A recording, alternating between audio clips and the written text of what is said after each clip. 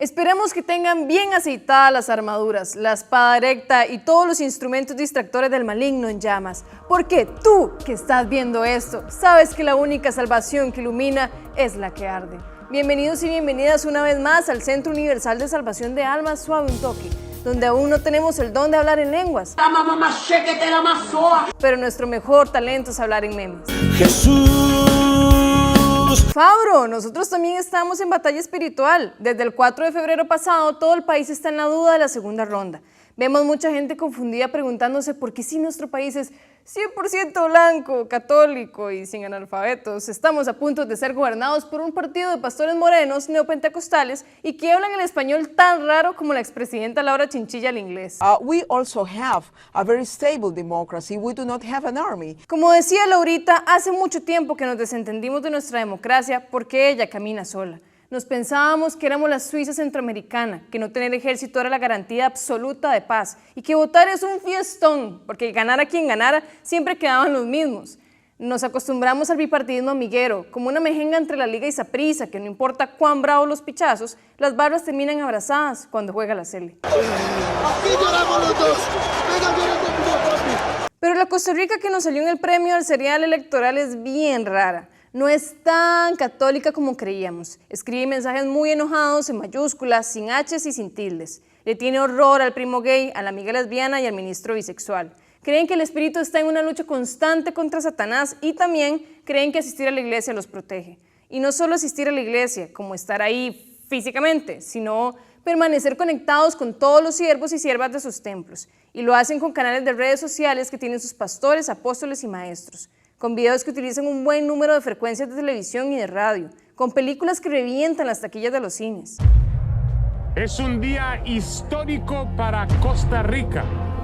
Esta no es gente a la que le lavaron el cerebro y que vive en otra parte. Los evangélicos son Keylor Navas y también son los vendedores de lotería, el que nos cobra las palomitas en el cine y el doctor que nos revisa en el EVAIS. Son los 14 diputados de Restauración Nacional que a huevo nos van a legislar durante los próximos 4 años, gane Fabricio Alvarado o no. No hay nada que celebrar, al contrario, estamos de luto. Los evangélicos son cristianos, como los católicos, creen en Jesucristo y también leen la Biblia, asisten a un culto. No reciben la hostia, pero algunos también organizan un rito que conmemora la Santa Cena, que básicamente es recitar palabras similares a las de la Eucaristía católica y disfrutar leyendo el Evangelio y tomándose un fresquito. Son los evangélicos los que hablan en lenguas, como lo hace la esposa de Fabricio, pero tampoco lo hacen todos, y para quienes lo hacen, existen hasta traductores para que el resto entienda.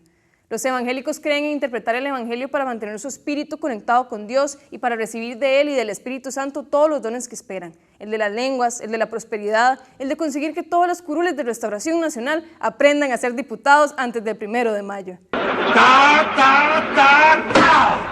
Les advierto una cosa, no voy a permitir escándalos de esta naturaleza. ¿Entendieron? Formar parte de una congregación evangélica se trata de formar parte de una familia. ¿Se acuerdan de que en la catequesis católica nos enseñaron a sentir culpa por todo? Bueno, en las congregaciones evangélicas van a sentir culpa por todo lo que diga su pastor. Y las probabilidades de que el pastor sea legalista, de que imponga como doctrina moral, social y política los 10 mandamientos que recibió Moisés y otros principios que le parecen bonitos, como la moral heterosexual, es bastante alta. La ley de la cero misericordia contra esos pecadores es tan gacha que Fabricio Alvarado no le habla parte de su familia porque no tienen vidas que se rijan por los mismos principios que la suya. Por el principio de libertad de culto, cada templo ofrece los sermones que le convienen a su doctrina y leen el evangelio de la forma que gustan. Los que tienen doctrinas pentecostales se reúnen en células para leer e interpretar la Biblia, y a que cada persona conecte con lo que está leyendo, en lugar de recitar y recitar oraciones sin saber de qué se tratan. Haz tu voluntad en la tierra como en el cielo. Danos hoy nuestro pan de cada día, con queso. Los neopentecostales usan mejor los medios de comunicación y las tecnologías. También motivan a que sus hermanos y pastores se vinculen más con las organizaciones sociales fuera de la iglesia. Son también quienes predican con más fervor la teología de la prosperidad, en la que vale picha qué tan pobres son o con cuántos títulos tengan, todos los siervos pueden tener aspiraciones para tener su propia empresita, para sacar a su familia de la pobreza. Maes, si eso no les suena como una idea tuanis, son tan cínicos y faltos de corazón como nosotros, pero tampoco están equivocados en dudar. Deberían venir a ver esto. ¿Qué es esto? No lo sé, Rick. Parece falso. Los neopentecostales también mezclan sus interpretaciones de los evangelios de la Biblia con otra clase de cosas, que van desde hablar en lenguas para videos de Facebook hasta ofrecer milagros de sanación para los hermanos del templo. Y ya eso se puede poner un poco raro. ¿Cuál es el que está más pequeño? El izquierdo. ¿Está más pequeño que el derecho? Pon tu mano en el izquierdo. Crece en el nombre de Jesús y alíñate al mismo nivel del otro pecho.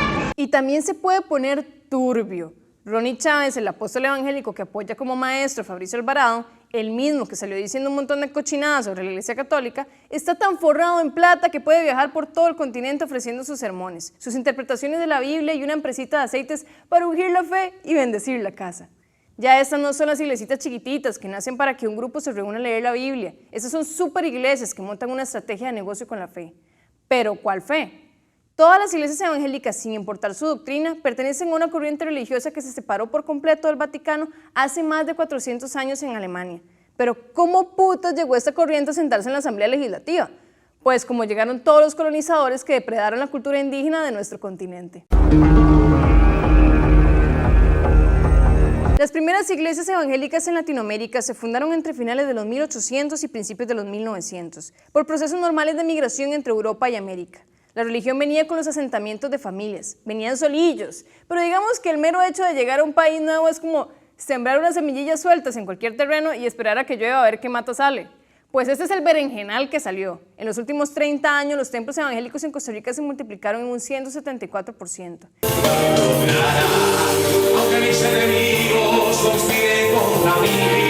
En 1982 había poco más de 1000 templos protestantes y para el 2013 más de 3700. Y estos lugares no tienen un Vaticano en una ciudad santa que vigile cuántas iglesitas se sostienen con subvenciones del Estado o que manden a esconder curas cada vez que se jalan una torta con un chiquito.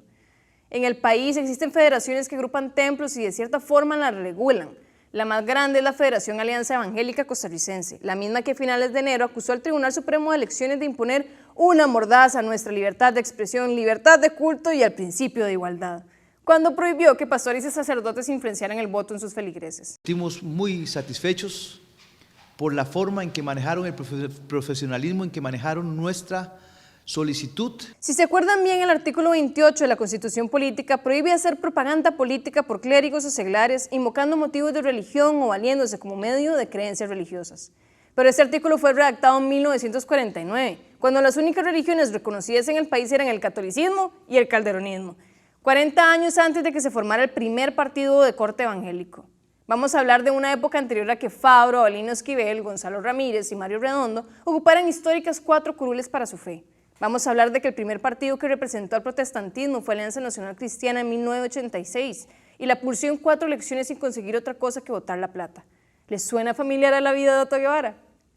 No vamos a hacer carepichos con el movimiento libertario, pero sí vamos a decir que el primer partido evangélico del país terminó fusionándose con Otto para las elecciones del 2006. Sí, coalición, efectivamente Costa Rica nos vio nacer este despiche. Costa Rica nos vio nacer. El primer diputado que obtuvo una curul evangélica fue Justo Orozco en 1998, precisamente con Renovación Costarricense. Han pasado 20 años desde ese momento y las elecciones de diputados de partidos evangélicos se han disparado en estas votaciones. Se equivocan muchísimo si piensan que somos especiales. ¿Se acuerdan los barquitos que llegaron a América Latina? También llegaron a Brasil, un país fundado por católicos portugueses. El contagio cultural y religioso fue tan grande que se espera que para el 2020 la mayoría del país sea evangélico. Entre el 2000 y el 2010 el porcentaje de evangélicos aumentó en un 61% y mientras tanto el número de católicos fue disminuyendo todos los años en un 1%. ¿Quién le robó los siervos a quién? Mi pueblo se pierde por motivos.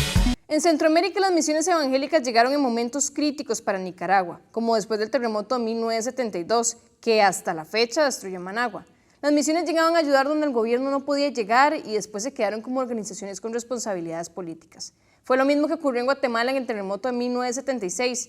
Y no olviden que en ese país el exdictador Efraín Ríos Montt se alzó al poder en 1983 como su primer presidente evangélico. Mae, saca la vara no es entrar en pánico antes de la segunda ronda. Los evangélicos no son zombies. La doctrina neopentecostal no es un virus que se contagia cuando leemos comentarios en los posts de Facebook de Repretel y La Nación. Ya les dijimos, hasta Keylor Navas es un buen siervo. Característica principal es que pone a Dios en primer lugar. Antes de que suene el pitazo inicial, dobla sus rodillas y comienza a orar. Nadie lo detiene porque él sabe lo que tiene. Jesucristo lo sostiene y en la cima lo mantiene. De 28 cantones de las Costas Ticas, el Partido Restauración ganó 23. Fabricio se ganó el voto de todos los 6 cantones de Limón que es la provincia con más iglesias y congregaciones evangélicas después de San José. Esto no está escrito en lengua ni en el inglés de Laura Chinchilla. Está claro como el agua porque no es una vara de que el país se ha convertido en un paraíso homofóbico y fundamentalista. Esta es una vara de descuido. Creíamos que la democracia caminaba sola y que además la sostenía la Iglesia Católica, aliada histórica al bipartidismo mejenguero de Liberación Nacional y el PUSC. Debemos traer la luz de Dios, no dañar a inocentes. Es un colapso cantado por analistas y politólogos. El director del programa del Estado de la Nación, Jorge Vargas Cuyel, escribió en el 2005 un ensayo que describía a Costa Rica como un país polarizado, entre ricos y pobres, entre el desarrollo del gran área metropolitana y el valeverguismo con las zonas rurales y costeras, entre los que eligen a un presidente y los que prefieren un líder mesiático que los salve de todo este mierdero. El MAE estaba convencido de que aunque no tuviéramos un ejército, estábamos tan vulnerables a romper con la democracia que los problemas nos iban a reventar en la cara en el 2010. No era descabellado, considerando que el clima electoral de las elecciones que llevaron a Óscar Arias en su segundo mandato tuvieron un montón de discusiones acerca de la inequidad del país. ¿O acaso de verdad creían que el pleito del TLC fue por la firma de un papel? Solo un marciano desconoce que Óscar Arias viene de una familia rica, gracias a Julio Sánchez Lepi. Solo un marciano. Todos los costarricenses saben quién soy yo. No podemos frenar el crecimiento de la política evangélica con burlas. Madre, no se están burlando de una minoría. Si sobrevivimos a la segunda ronda electoral y no nos queman el Tribunal Supremo de Elecciones, igual nos quedan 4 años de lidiar con un 25% de la Asamblea Legislativa, con lazos a los templos afines a la doctrina de Fabricio Alvarado. Eso sin contar las alianzas que hagan Liberación Nacional y el Partido Unidad Sociocristiana. Quiero hablarte, hermano, en esta hora. Aquí tenemos 2 caminos: rezar católicamente para que las instituciones y la telaraña burocrática que ya tenemos aguante a los elefantes de Renovación Costarricense, o al Chile invertir en que los cantones con menor índice de desarrollo no tengan solo los templos evangélicos para chilear. Si queremos que en el 2020 los votantes no solo vayan a las urnas para marcar con X la cara familiar de la gente que los cuidó como una familia, tenemos que al Chile convertir al resto del país en una familia para ellas y ellos. No se peleen con sus conocidos evangélicos, muéstrenle los datos de la democracia más estable de toda la región centroamericana, un país que en sus mejores años tuvo salud, educación y cultura de calidad para el Valle Central y que si se ponen las pilas también puede conseguirlos para el resto de las provincias. Líderes comunitarios, no aflojen, politólogos, no aflojen, medios de comunicación, ya dejen de aflojar, llamen siempre las cosas por su nombre, al pan pan y a la batalla espiritual que tenemos por delante díganle tal cual. Una amenaza política que nos puede despichar la democracia.